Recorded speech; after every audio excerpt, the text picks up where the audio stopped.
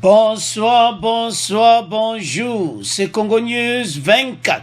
Chers téléspectateurs, comme toujours avant de commencer notre émission, nous disons merci à Dieu, nous disons merci à nos chers abonnés et téléspectateurs qui nous suivent partout dans le monde entier et en RDC.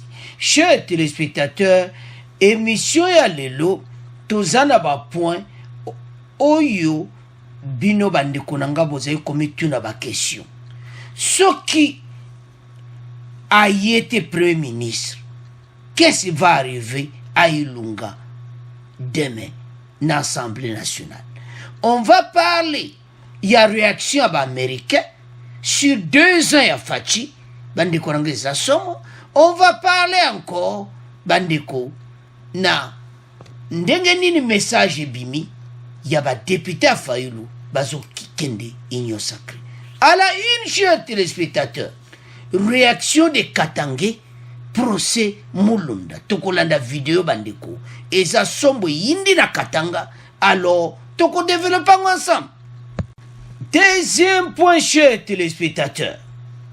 La nouvelle administration ya Biden offre des opportunités pour élargir la coopération avec la RDC. Bandeko nangai, ba message ezaka kokita.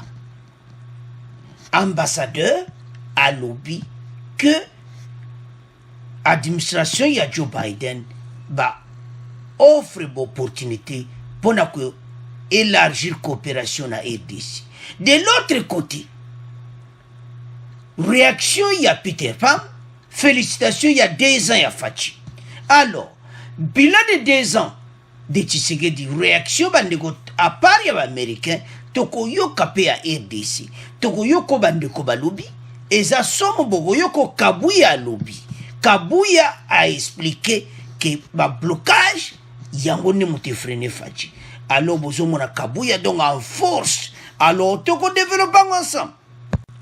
Troisième point, chers téléspectateurs, et Yindi, député de Fayulu à l'Union sacrée. Fayulu a fâché ma vie. Bon comprendre les gars. Motion Ilunga. Qu'est-ce qui va se passer? Ce qui Ilunga se présente.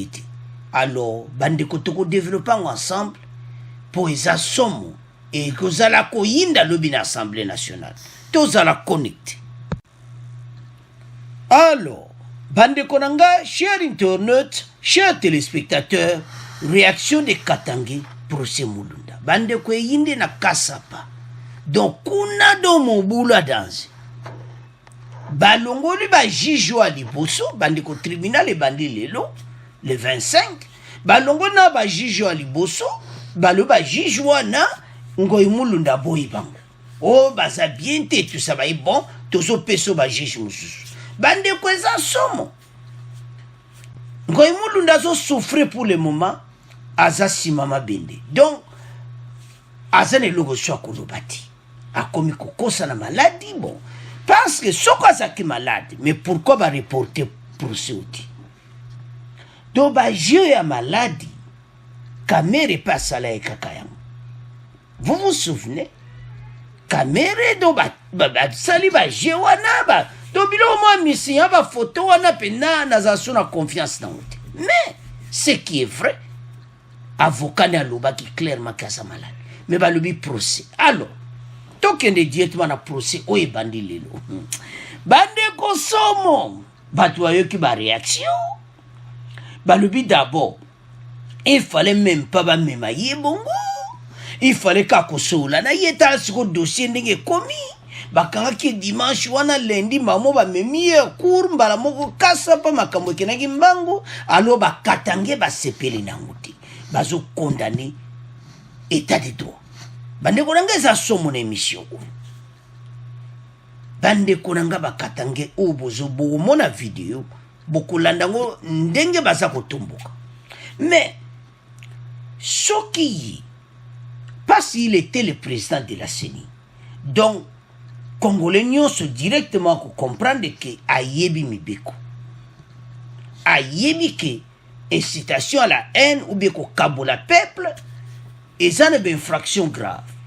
parce que tant mutu déjà sali na poste wana présence ni il faut yeba constitution à RDC. Donc ndenga zawana yebi constitution très bien. Ayebi kionga na zo sala ekoyela ngangai. Bon, peut-être na makanisi na ye ayeba ke yemei akosouveille. Alors que bango tout bazo bosana ke à l'union sacrée yemei masolo esisi laki.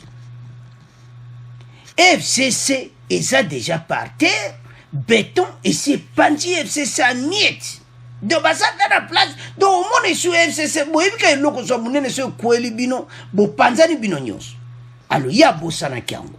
Ya kanisa ki yemei ba force ça kaka. Nzone yemei ba force ça sute. Yendenga zolo ba église, il fallait na sola tana yemei avant loba. Parce que j'en suis sûr ça sola na yemei avant na yemei l'FCC non tika. Mais il y a déjà simbi micro na kati église méthodiste ali anyingisi abwaki obabwaka kati. Et ça m'a trop. Le procès de l'ancien président de la commission électorale indépendante, Seni Passer Daniel Ngoï Mulunda, va se poursuivre avec le nouveau juge désigné en remplacement des anciens. Les anciens juges qui composaient le tribunal dans cette affaire ont fait l'objet de récusations. Alors, tout l'andanan, oye indaki, nenin bomona batuba wa katange na choléra danse, donc zomona bena mutazolo la vidéo dans la colère. Bongo, to continue mission abiso. À la suite d'un prêche controversé dans son église à Lubumbashi, l'ancien président de la CENI, Daniel Ngoï Mulunda, a été arrêté pour incitation à la haine tribale et menace contre l'unité nationale, entre autres. Mais le scénario de son arrestation a eu le mérite d'irriter la société civile. Vraiment nous inquiète un peu, parce que nous sommes dans un état de droit. Un état de droit, c'est-à-dire on doit respecter la loi et les procédures. Les subtilités du droit congolais clivent justement. D'autres défenseurs des droits de l'homme saluent une procédure normale et saine. Et pour les cas sous examen Daniel Mulunda, le ministère public a considéré que l'infraction a été commise hier, c'était dimanche, et que les conséquences de cette infraction a amené des clameurs, c'est tout le monde qui a condamné. Il allait de soi que le ministère public, après s'être saisi de la personne, qu'il puisse le déférer devant le juge. Et qu'ici, on doit se réjouir qu'aujourd'hui que le président Mulunda est devant son juge. L'autre aspect de cette affaire est substantiellement politique. Fidèle à l'ancien président Joseph Kabila, dont les camps est chahuté ces derniers temps, le parti prend souvent position de manière ouverte contre l'actuel régime. Certains craignent qu'on essaie de les museler à un moment où la crise politique prend de l'ampleur. Aujourd'hui, dans ces pays, il n'est pas dit que pour arrêter quelqu'un, c'est d'une façon brutale. On peut l'inviter, son adresse est connue, c'est quand même un monsieur qui ne peut pas disparaître dans la nature.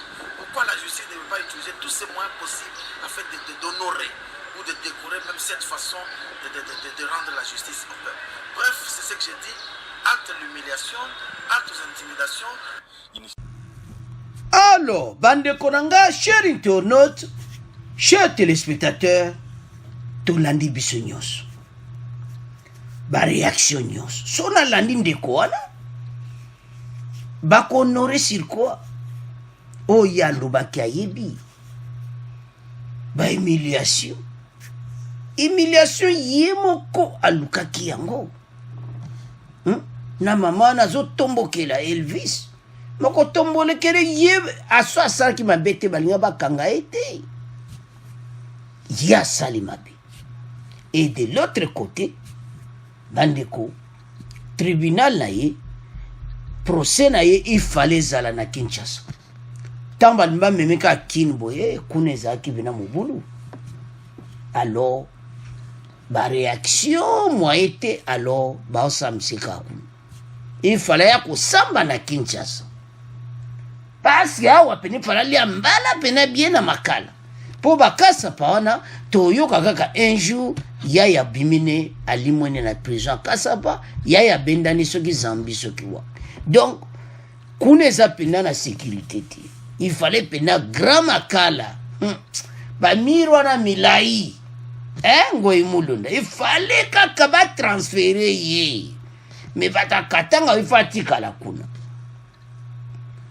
parce que na makala tant kaka kokoma d'abord amona yemoko parmi l'autorité Vital Kamerhe akoyamba ngoi mulu na bia awa yo ye danse angoi mulu na nini angabi awa tala nde bazali suba soli na telefone bozala nokuna na lubuna kasapa awa na makala taka kokoma kabo ba petit mo ba ya kalo alo biengoi nani wana afunga bodo yoka bodo do wana utumse danse donc kuna ba sena ba jeune moko bande ko makaboto loba moto oseka meza vérité ba betela ba porte ba ya kotumsa ka bango alors viens boy mulunda soyez les bienvenus na kati ya makala alors tanga yoka son alors ngaka kawana kasapa basa msanga kakao po ayebi neke akota prison il ayebi boyoki bakatange wana voilà bakatange bozotomboka sirkua mais ndeko moko wana alobaki na katikati oyo alobaki bien à expliquer ndenge nini bamemaki et tout ça donc eloba laza devant bajuge na ye donc eza clair donc makambo ya asalaki ye moya cher téléspectateur kosala makambo ya sécession c'est eza makambo koka intribal kokabula bakongole oyo eza sous-tenté nde bolandi wana baprofite na situation politique on peut pas profiter situation politique union sacré masolo eza nango kitoko mobulu eza nango te na mboka alo oyo bolinga bosa wana ezali baplan nde bolandi wana profiter de l'occasion politique et tout ça mais simbi te sikoyo ozolia mbala pourquoi kokabola peuple ewuti wapi alors yele azosala makambo wana yeba ye kaka yeme ya kosauver mais yeme ya kosauver te mais akamwa se retrouver na kasapa alors il fallait pas transférer na Kinshasa ya on toto loba wana ke peut-être déjà caméra ebisi awa danser sokoyi awa moyete donc tunaka ke avec mukuna so ke kuna mystique alors ayoki bonga bangine makala amoni ke ifazala na ye na kasapa alors situation na ye bandeko na ngai ayebi o asalaki mabe alors tokomotika ngo na bino ngoi mulunda procès ne bandi lelo alors tokomoleka na deuxième point alors bandeko na ngai cher internet deuxième point oyo bilan de 2 ans de Tshisekedi réaction USA et RDC alors toko banana ya USA après toko ya RDC parce que RDC boko yoka extrait boko yoka ba réaction na kabuya pesi réaction ya suka alors réaction ya ba américain bango ba pesi maloba moko kitoko pona bango d'abord Joe Biden l'era koti parce que l'administration américaine est en secrétaire d'État en charge d'Afrique et tout ça. Ça a échange. Secrétaire d'État africain, où il y a l'era Trump, a fait message à Biden. Alors, Bango va s'épilaki. La nouvelle administration, il y a Biden, offre des opportunités pour élargir la coopération avec les RDC. Monique, ko élargir en okutli sukoleka.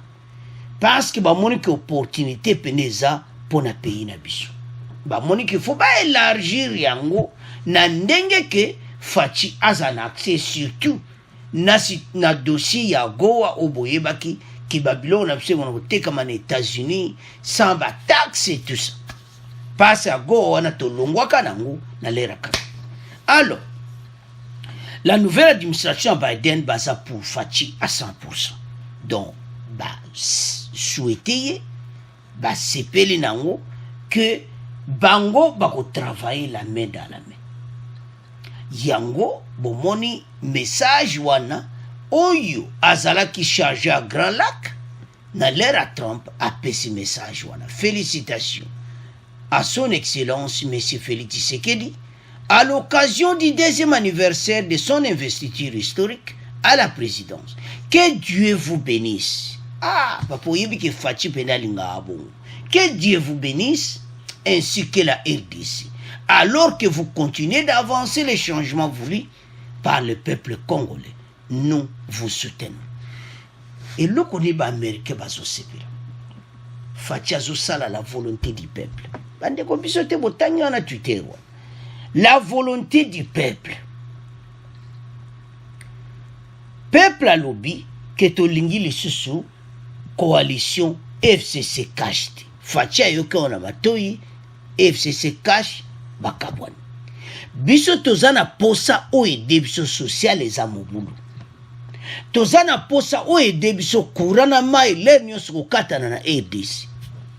Fati bazoya na gouvernement espoir. Espoir pourquoi toujours?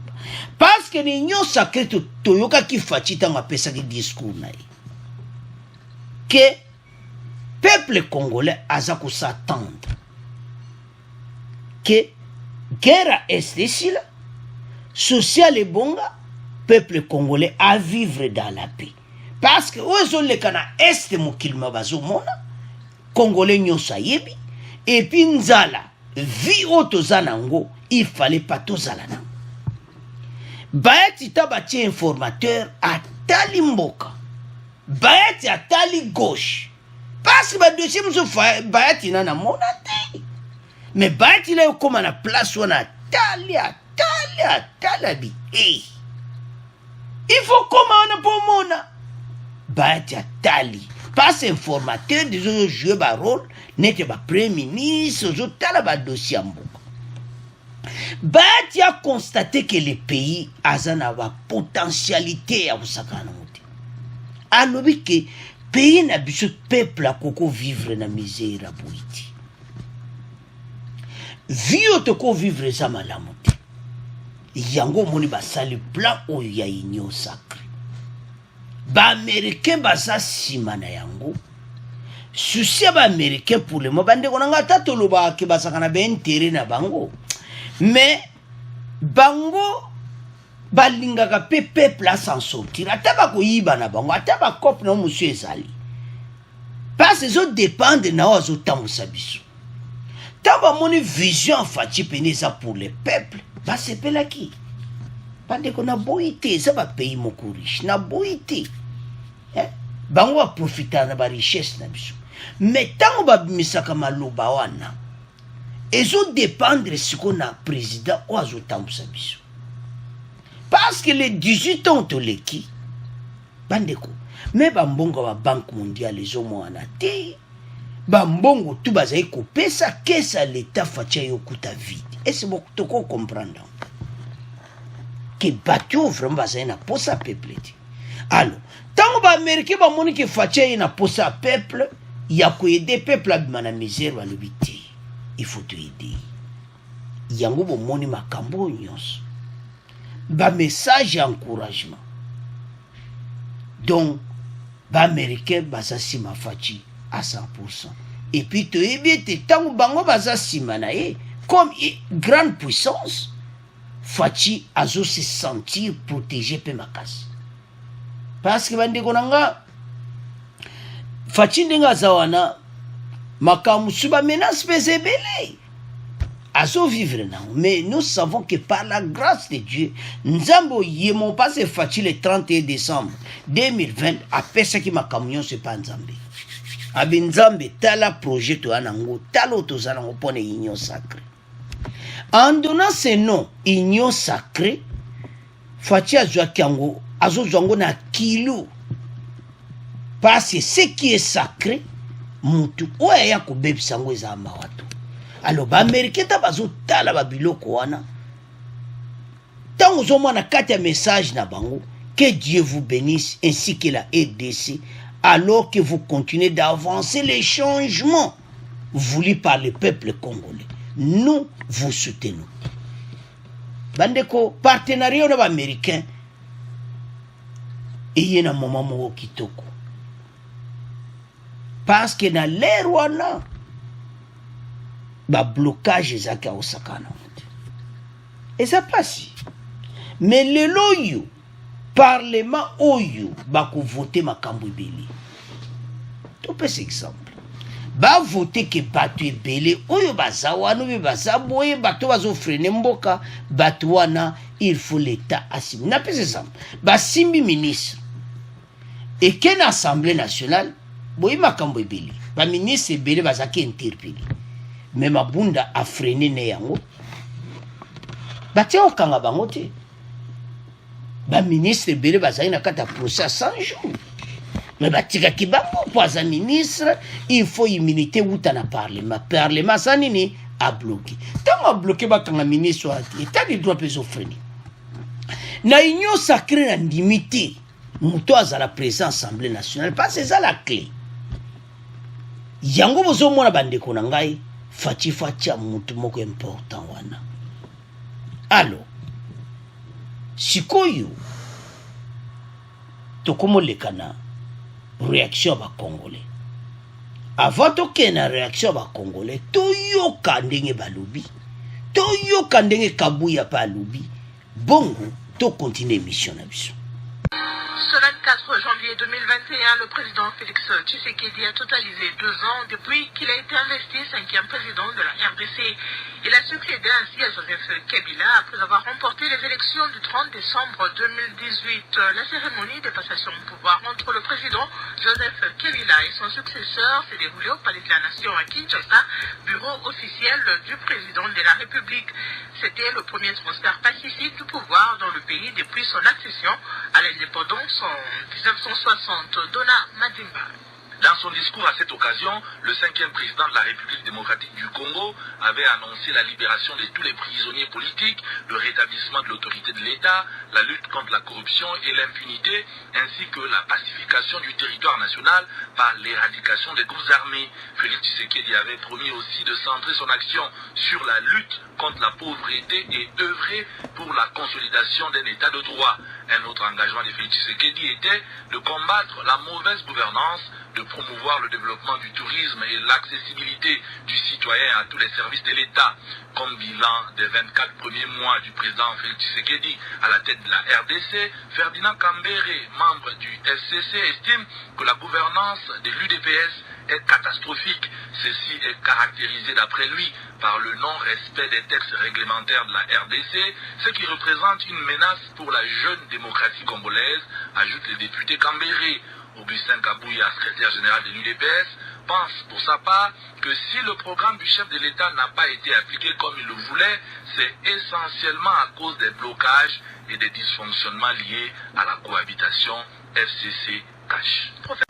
Alors, bande konanga tolandi biso nyonso wana bilan ya 2 ans makambo nyonso fati alobaki gratuité de l'enseignement makambo ebele donc tout koambeli Kinshasa na baso de mouton makambo ebele mais boyebi oyelekaki il y a trop de menaces et tout ça toyoki PPRD wana Kambere secrétaire à PPRD ya lobi keza catastrophique et tout ça oui bamba lobaka bongo bango loba kitoko pona fatite mais bayebaki FCC mawato ndenge bazawana PPRD bosili na bino mais tozo ya na poisuka parce pour on eza somme Kambere ou critiquer des enfants mais bino nde bozana boza dia ko panzana po beton se panzi bino donc on loba ndenge olingi o comme le gars mutu asa zuma sasi donc na mutu donc déjà et donc baza dia esili basi ba panzana alors bakolo bana bango toyoki na bilan fati a 2 ans bandeko nanga et c'est simple na koyoka ba point ya bien parce ngana zolo problème ni côté catastrophe parce fatia kokili juju makamuso kwa kusalati na ba blocage yango Kabuya a passé message que soki ba blocaki fatiti mbele fatia linga réaliser au nyoso bongisaki mudiyo ça y pas ça pensa que on a discours investiture mais ba blocage likaki bandeko faci alingi bandeko na ye alingi peuple congolais.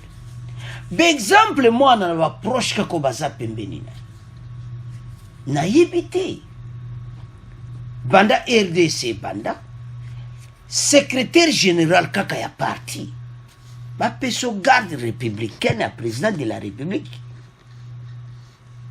ou eza exemple ko laksa bolingo ba garde républicain oyo la majorité bazaka ba jeune IDPS ebele bakenaki formation.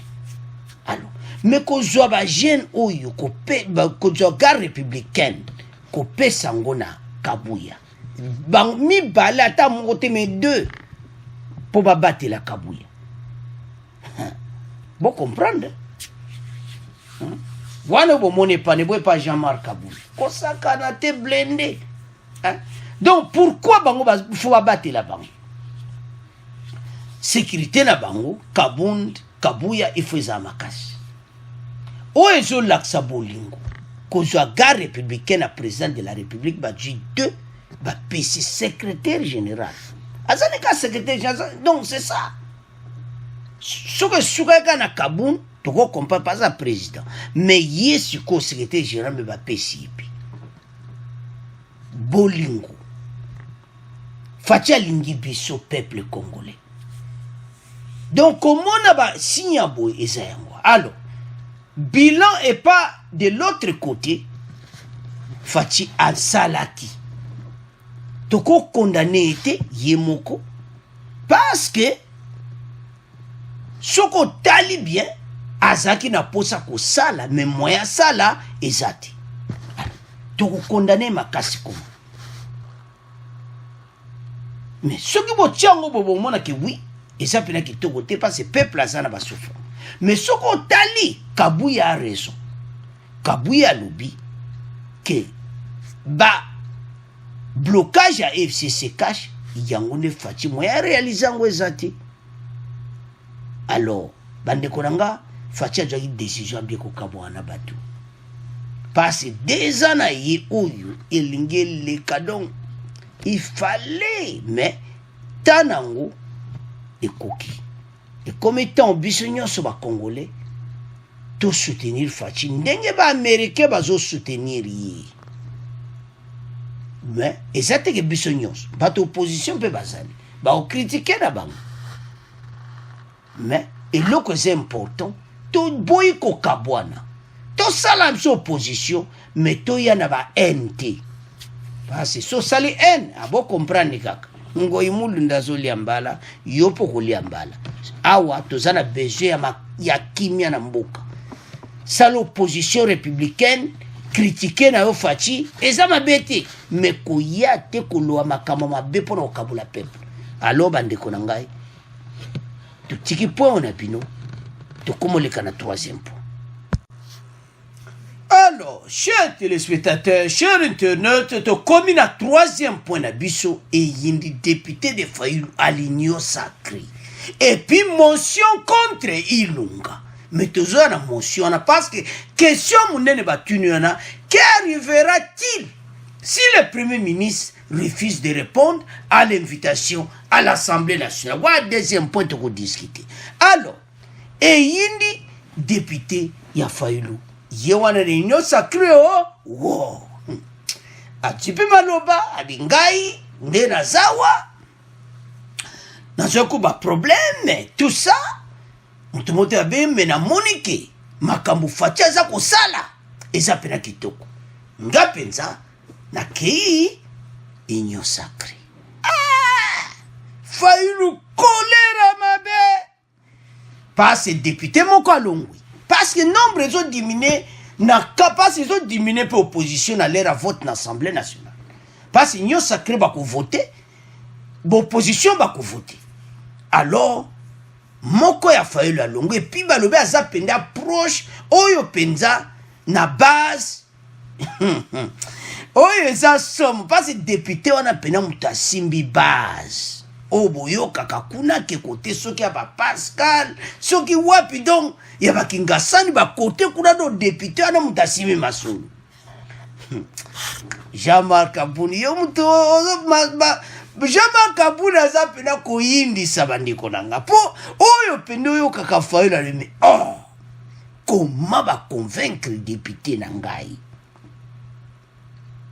tala Martin Fayulu Union Sacrée ko eza mon pepa sika bakabun basi ba prendre pas Fachi comment la stratégie zalaka comment bon sa stratégie pour na réussite parce que Fachi est un stratège. Alors, député wana, si je comprends bien, masolo kitoko. Tanga monika ka masolo kitoko alobi non. Et comme étant, il y a kubendana na Union Sacrée. Alors,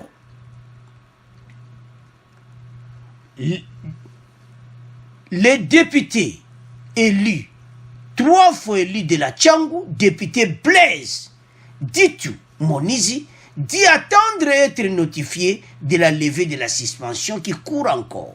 Parce qu'il y a une suspension dans le niveau Yessid. Alors, il a dit ceci. En tant que député national, j'ai eu une rencontre avec ma base électorale. Et Zaya Kouinda, et si Yindo, député Monizi a que comme na base na ye, na Tchangou. Basololi, alors bana Tchangou balobi non. Député Tambola. En tant que député national, j'ai eu une rencontre avec ma base électorale qui ne trouve pas de mal à l'union sacrée de la nation. Je pense que le sentiment patriotique doit être le dénominateur commun de toutes nos actions comme élu du peuple, a-t-il réagi. Donc, oya lobby, kako kutana base na Tchangou. Bah, c'est non, honorable. Et ça m'a bêté. Base koka kabo comprendre na Tchangou wana. Donc, je vais nommer 3 fois député à Tchangou. Pour ceux qui m'ont nommé 3 fois député à Tchangou. Bon comprendre ce qu'ils ont quitté Martin Fayulu. Et ça que le langage à côté kuna il y a qu'au changement. Parce que tant que sur la base a expliqué base na Tchangou. Bah c'est non. Ma base électorale ne trouve pas du mal à l'union sacrée de la nation. Alors, je pense que les sentiments patriotiques, il faut être la dénominateur commun. Le sentiment patriotique na biso pour na pays na biso, est la dénominateur commun. Biso nyonso wana. Alors, bande konangai, Fayulu, atali gauche, atali droite, abi, nana sali makambo. Kaboun, grand travaux, habité, kuna, totika, opposition, abavana ba oki meme to benda mutu, oyo, atiaka bruit na Tchangou. Tamba, jika député Blaise, Fayulu alembi. Parce que si quoi vous en aimez, tant que le discours va mona que mbala moko et si do base na banga Tchangou comme divisé. Non, Union Sacrée ça ma solo kitoko. Oh, et ça kitoko. Mais Fayulu le but est kunezama mubulo parce que ma solo vérité des urnes. Ah mais non, base comme divisé. Non, tout ce qui est la vérité des urnes, voilà. Donc, ce qui passe, le biso, la vérité des urnes, non, master, on comprend l'été. Union sacrée, selon le député Blaise, lui, union sacrée, ça n'a pas vrai. Oh, député Blaise, lui, et à l'obiko. Si quoi, député Blaise à Salimasoulou, 3 fois élu. Bon, comprendre, rencontre wana Kaboun se salama ki wapi bo comprendre kapo wale zaki dernier babenga ngo dongo yo kaka dernier de coup de sifflet il fallait que tu mutu moko ya Martin Fayulu openda sala kama solo na Pascal histoire ici de côté kuna mato de stratégie yango wana Martin Fayulu alembi bon Blaise ok et ça n'angore mais kaboye ba que parole on a stratégie na non ok na une union sacrée mais on s'accadesi ah Fadji osana pardon biso union sacrée et ça place sur une plateforme ou une poto bon samboka. Alors Martin Fayulu la colère yango alors bande konanga wana ezalaki union sacrée sikoyo tokende na deuxième partie oyo ya motion Ilunga.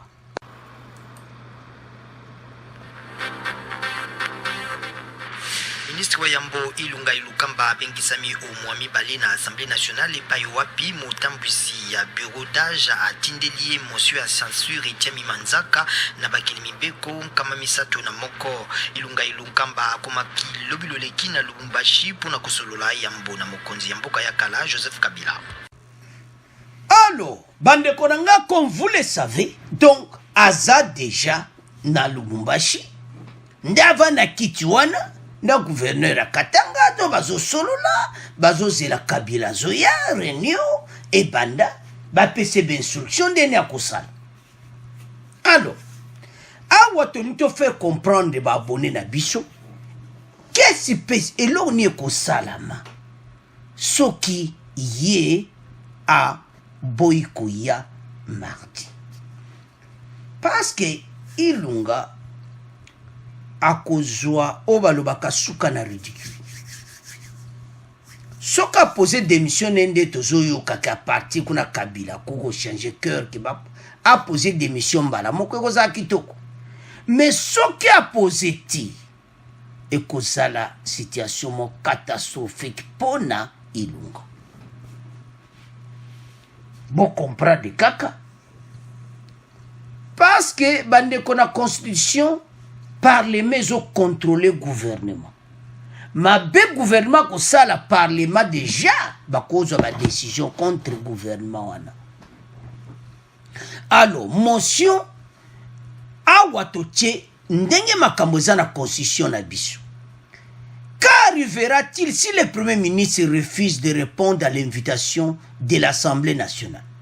Le premier ministre qui ne répond pas à une exigence du Parlement commet 1 ou 3 jours au Parlement qui est une infraction politique très grave. Et Zaya Koinda et si indi. Donc, ce qui Ilunga a yeti, alors c'est une infraction politique très grave. Il peut être poursuivi devant la Cour constitutionnelle. En conséquence, l'article 167 de la Constitution dispose qu'en cas de condamnation, le président de la République et le Premier ministre sont déchus de leur charge. La déchéance est prononcée par la Cour constitutionnelle. Donc, Ezama Kambo Ezana Kati, le président de la République na Ye Ilunga, Cour constitutionnelle à Kolongola Yo.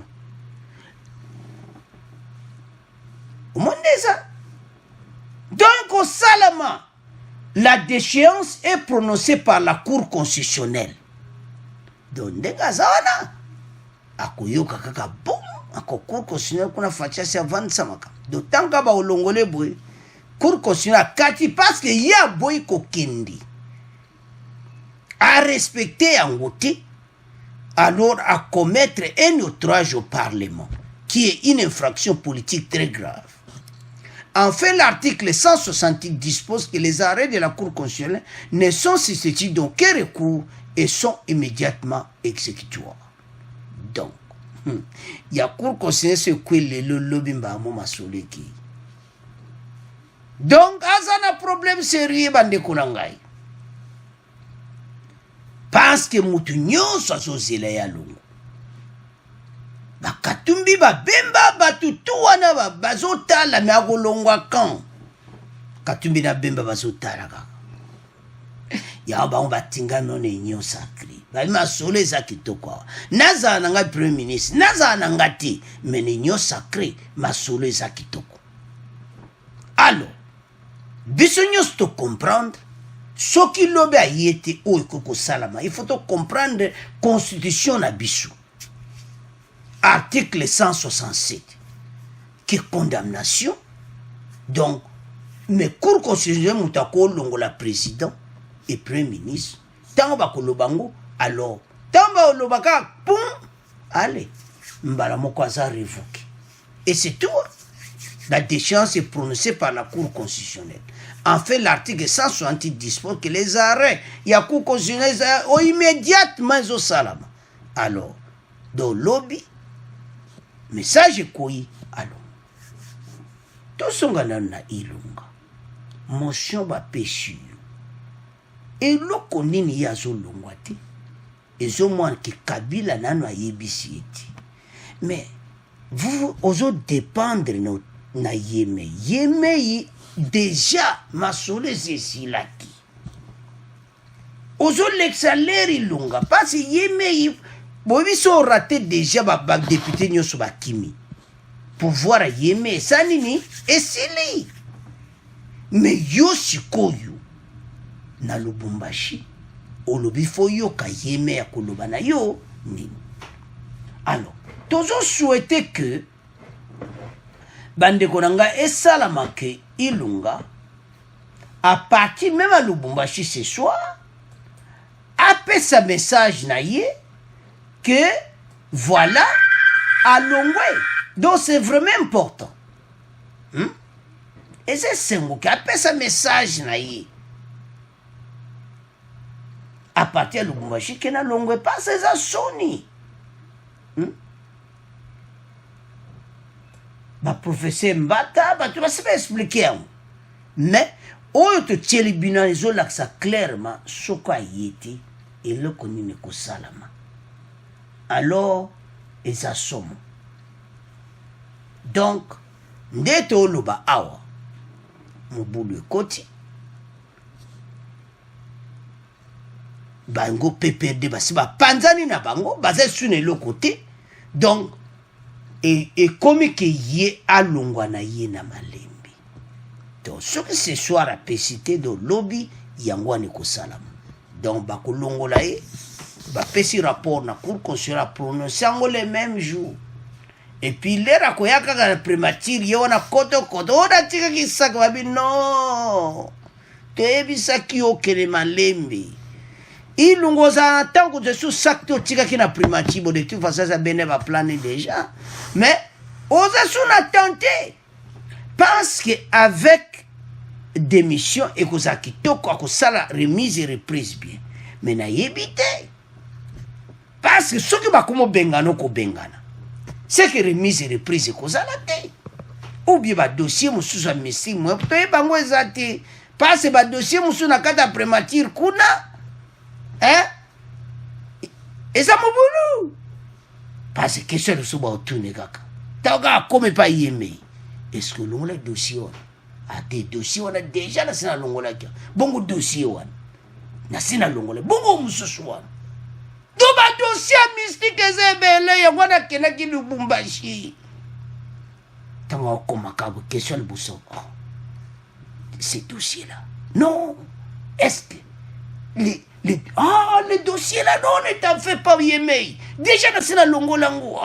Bon, beaucoup de dossiers, il y a Masolo, Masolo, il y a minéré. Déjà, c'est la longolibo. Beaucoup de dossiers. Donc, tant que nous sommes congelés, les dossiers, il fallait bunga. Il y a un autre qui pas logique. Logique, nous sommes yango. Et comme il a PPD, FCC, bah, du logique à papa, bah, bambi, on a ses panzani. Aïe, lunga. Et comme étant. Alors, bande konangai. Lobby. Et ça somme. Donc, denga sawana basotala, Alors, bande konanga na ponte un tout résumé, boy. To lobby point ya. Ndenge Fayulu asawana, donc, député na yake, Fayulu Mawatro. Bembe Katumbe. Va s'incliner la bango na katinyo sacré et puis ilunga lobby masole sili donc ezamawa. Alors à ce point tozo clôturer émission na biso. Merci na ndenge bolandi émission. Merci na ba commentaire na bino. Bon abonner massivement, bon partager bandeko. Bato ba s'abonner na Congo News 24 pour te la bio masola kitoko. Merci, au revoir, à la prochaine.